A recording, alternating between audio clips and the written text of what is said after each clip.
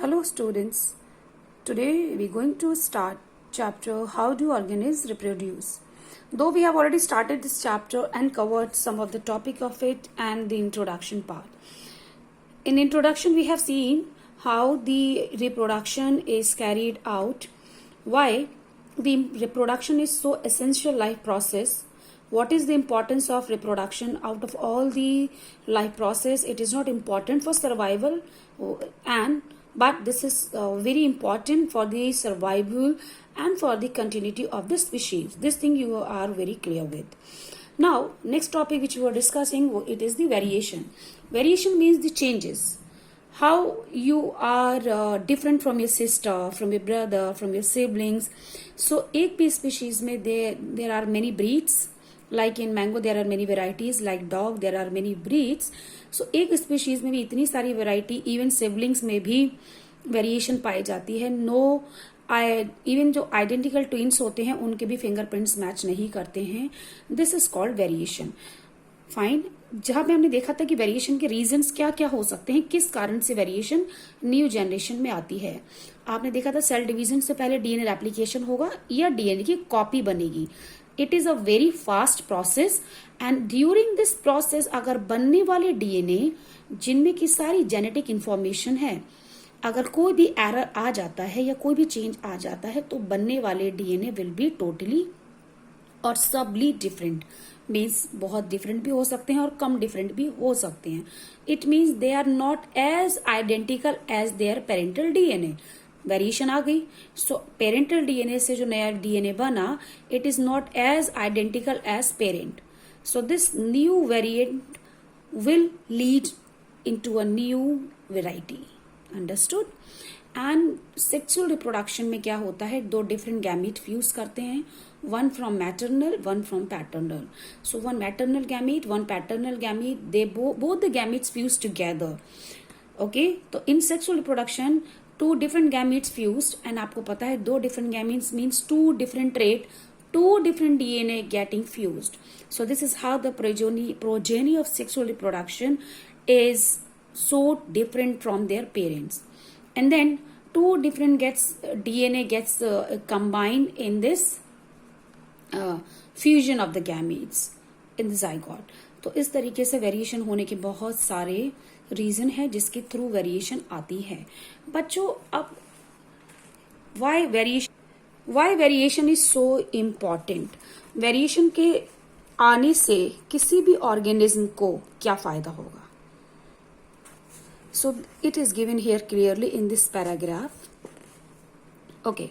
यहाँ पे it is given कि अगर जो डीएनए कॉपी से see this line of copying the DNA will have some variation each time. As a result, DNA copies generated will be similar but may not be identical to their original. Some of these variation might be so drastic that the new DNA copy cannot work with the cell inherent और cell की simply death भी हो जाए. तो ये जरूरी नहीं है कि वेरिएशन हमेशा बहुत कम स्केल पर हो. कभी कभी वेरिएशन इतनी ड्रेस्टिकली चेंज हो जाती हैं कि बनने वाली नई ऑर्गेनिज्म या नई कॉपी से बनने वाला नया ऑर्गेनिज्म सर्वाइव ही नहीं कर पाएगा, उसकी डेथ हो जाएगी. बट ऑन अदर हैंड अगर वेरिएशन अच्छी वेरिएशन है, सम वेरिएशंस विच आर सबल, which are better. On the other hand, there could still be many other variation in the DNA copy that would not lead to such a drastic change or outcome. Thus, the surviving cells are similar but subtly different. मतलब कि नई बनने वाली cell original parent से different हो सकती हैं और धीरे धीरे ये वेरिएशन इकट्ठी होती जाएगी from parents to generation. Then they become parent and their generation. Then they become parent, their generation. They become parent and their generation. So over the generation, if you see, तो यहाँ पर DNA change हुआ, then यहाँ पर फिर से DNA change हुआ, फिर डीएनए चेंज हुआ, फिर डीएनए चेंज हुआ. Variation variation variation variation. इतनी सारी जनरेशन में जब वेरिएशन आएगी तो बनने वाली जो कॉपी होगी आफ्टर सो मेनी जनरेशन, यहाँ पर तो मैंने केवल 4-5 दिखाई है, after so many generation in many years जो बनने वाली नई स्पीशीज होगी या बनने वाली स्पीशीज, हालांकि वो इसी से इनहेरिटेड हुई है, इसी से बनी है, but this would look so different कि ये एक टोटली नई स्पीशीज बन जाएगी। और इवोल्यूशन में वही होता है। इवोल्यूशन मतलब धीरे धीरे चेंज आना, यानी कि धीरे धीरे नई स्पीशीज का बनना। तो इस तरीके से नई स्पीशीज आ जाती हैं और इवोल्यूशन होता है। आज आप जितने भी प्लांट्स एनिमल्स देख रहे हैं, वेराइटीज देख रहे हैं प्लांट्स एनिमल्स की, वो सब कैसे बनी है, नई स्पीशीज कैसे बनी है on the earth. So new species are form during the process of evolution over millions of years. So नई स्पीशीज का बनना, इवोल्यूशन होना, ये सब किस पे डिपेंड कर रहा है, वेरिएशन। ना वैरायटी आएगी और ना ही न्यू स्पीशीज बनेगी। सो न्यू वैरायटी के बनने के लिए variation is very important. Fine, इसके अलावा वेरिएशन की क्या इंपॉर्टेंस है, एक तो आपने इंपॉर्टेंस यहां देख ली इवोल्यूशन में और नई स्पीशीज बनने में। अब the other, what is the importance of variation, actually में एक पॉपुलेशन को इससे क्या फायदा होगा। ठीक है, तो एक पॉपुलेशन है जो कि एक वेल डिफाइंड प्लेस पर रह रही है, जिसको हम उसका हैबिटेट बोलते हैं। सपोज करो कुछ बैक्टीरिया हैं, there are some bacteria which are growing on a region जहाँ का टेम्परेचर नॉर्मल है।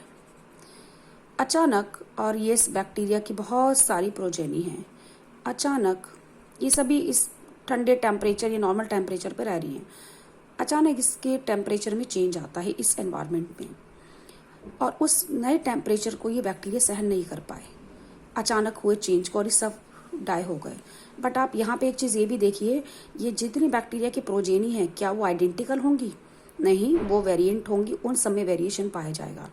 तो अचानक हुए टेम्परेचर चेंज से, वार्मिंग से, ये कुछ बैक्टीरिया मर गए, वो इसको सहन नहीं कर पाए। बट इनमें से अगर एक या दो वेरिएंट भी ऐसे हैं जो कि बेटर है, या उनकी वेरिएशंस ऐसी हैं जो कि हाई टेम्परेचर को भी एडेप्ट कर लेंगी, हाई टेम्परेचर को भी टॉलरेट कर लेंगी, तो इतने सारे बैक्टीरिया की डेथ होने के बाद भी these two bacteria will form new species और will form new population of the bacteria in a very short time. इस तरीके से ये बैक्टीरिया की population in a very short time फिर से नई पॉपुलेशन ग्रो हो जाएगी। तो यहाँ पर आपने क्या फायदा देखा वेरिएशन का, कि अगर कुछ बेटर वेरिएशंस हैं और उनकी एनवायरनमेंट में, हैबिटेट में कोई भी चेंज आता है और सबकी डेथ हो जाती है पूरी पॉपुलेशन की, बट उस पॉपुलेशन में अगर एक भी ऐसा वेरिएंट है जो कि उस टेम्परेचर, उस होने कंडीशन, उस सिचुएशन के थ्रू या होने वाले चेंजेस को एडेप्ट कर लेगा या उसको वो टॉलरेट कर लेगा, तो वो नए पॉपुलेशन बना सकता है by reproduction. It means population will not die, population will survive, individual will die. But अगर एक या दो इंडिविजुअल भी अच्छे वेरिएंट हैं तो वो नई पॉपुलेशन बना लेंगे। सो पॉपुलेशन की कंटिन्यूटी चलती रहेगी। ओके, सो इस तरीके से यहाँ पे भी देखिए पॉपुलेशन ऑफ रिप्रोडक्ट, अगर if you read this paragraph, you will go through this paragraph, you will understand this more clearly. So this is the importance of variation.